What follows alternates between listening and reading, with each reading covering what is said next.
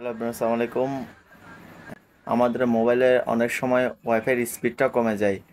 কেন কমে যায়? আবার অনেক সময় সেটিংয়ের ডিস্টার্বের কারণে আমাদের ওয়াইফাই স্পিডটা কমে যায়। তো এটা কিভাবে ঠিক করব এবং কোথায় গিয়ে ঠিক করলে এটা পাওয়া যাবে, এটা সম্পূর্ণ নিচে ভিডিও দেওয়া আছে।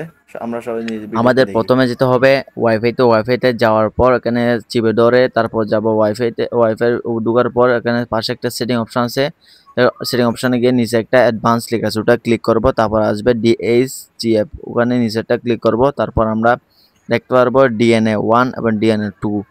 তো এটা আমরা এখান থেকে, এটা হচ্ছে মূল কাজ। ওখানে গিয়ে আমাদের মোবাইল যেন কোনটা ভালো এটা চয়েস করার জন্য প্রথমে যাবে গুগলে, তারপর ট্যাগলাইন সার্চ করার পর ট্যাগলাইন অফিসিয়াল ওয়েবসাইটে গিয়ে তারপর WPP সার্চ করার পর একটা ওয়াইফাই স্পিড নিয়ে একটা ছবি দেখতে পারবেন।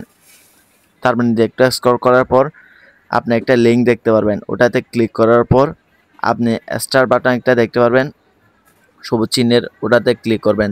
এখান থেকে আপনার মোবাইলের জন্য যেটা পারফেক্ট ওইটা বেছে নেবেন।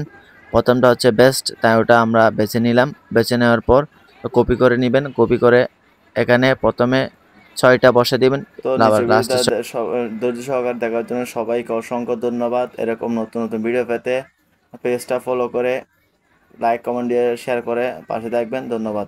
সালাম আলাইকুম।